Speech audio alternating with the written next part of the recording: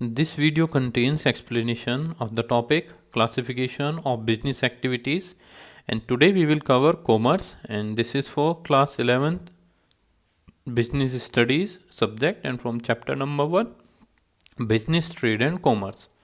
So we have classified business activities into two different forms, that is one was industry and second is commerce. So yes, in your previous class we have covered the industry thing, and in this class you will study the commerce here. So let's start the commerce. What is the meaning of commerce here? Okay, commerce, okay, let's just wait for a few minutes, then we will start.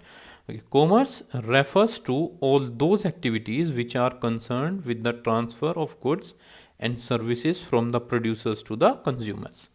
कि commerce हम उन सभी activity को कहते हैं जहाँ पे हमने गुड्स और सर्विसेज बनाई है, प्रोड्यूसर ने उसे प्रोड्यूस कर दिया है, अब वो जितनी भी गुड्स और सर्विसेज बन चुकी हैं हमें उसे कहाँ पे पहुँचाना है, कंज्यूमर तक पहुँचाना है। उस सबको हम क्या बोल देते हैं? कॉमर्स बोल देते हैं। कि जो प्रोड्यूसर प्रोड्यूस कर रहा है वो कंज्यूमर तक पहुँच सके, उन एक्टिविटीज़ को हम क्या बोल देते हैं? Commerce. So it embraces all those activities which are necessary for maintaining a free flow of goods and services. तो ये उन सभी एक्टिविटी को बताता है हमें कि जो ज़रूरी है एक फ्री फ्लो मेंटेन करने के लिए, किसका? गुड्स एंड सर्विसेज का, कि वो प्रोड्यूसर और कंज्यूमर के बीच में एक तरीके से एक लिंक मान लेते हैं हम इसको. So the function of commerce are as follows. जो फंक्शंस हैं कॉमर्स के वो किस तरह से हैं? फर्स्ट है कि removal of hindrances of person का हिंड्रेंस करना है थ्रू ट्रेड के थ्रू. हिंड्रेंस ऑफ प्लेस के हिंड्रेंस से हटाना है थ्रू ट्रांसपोर्टेशन, कि जो हमारा प्लेस की कमी थी उसको हम ट्रांसपोर्टेशन से ख़त्म कर देते हैं. हिंड्रेंस ऑफ टाइम है, टाइम की कमी को पूरा करने के लिए हम क्या करते हैं? वेयर हाउस बना रखे हैं हमने, स्टोर हाउस बोल देते हैं उन्हें. हिंड्रेंस ऑफ रिस्क का हिंड्रेंस करने के लिए हमने इंश्योरेंस करा लिया.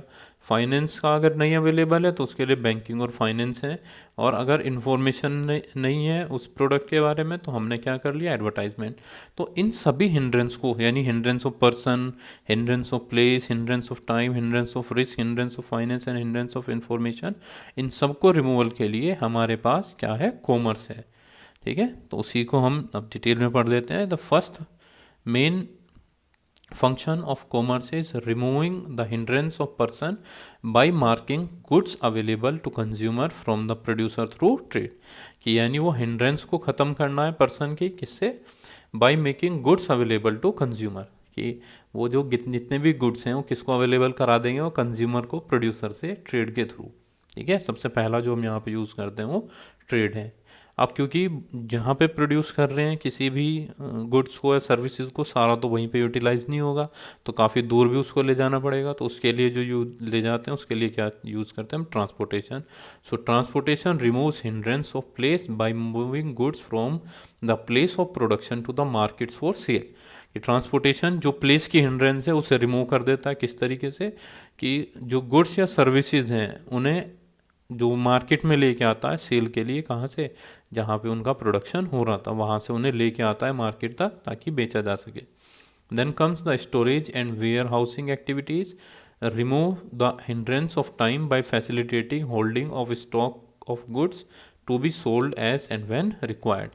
तो स्टोरेज या वेयर हाउसिंग एक्टिविटी क्या करती है? हिंड्रेंस ऑफ टाइम को बचा देती है. वो क्या फैसिलिटेट करते हैं? कि हमने अपना जितने भी गुड्स और सर्विसेज हैं, जो गुड्स हैं हमने उसे बना लिया और उसे स्टॉक लगा लिया, हमने एक वेयर हाउस में इकट्ठा कर लिया है. अब बस जैसे डिमांड आती है तुरंत वहाँ से निकाल के और सप्लाई करनी शुरू कर देते हैं उसके अंदर.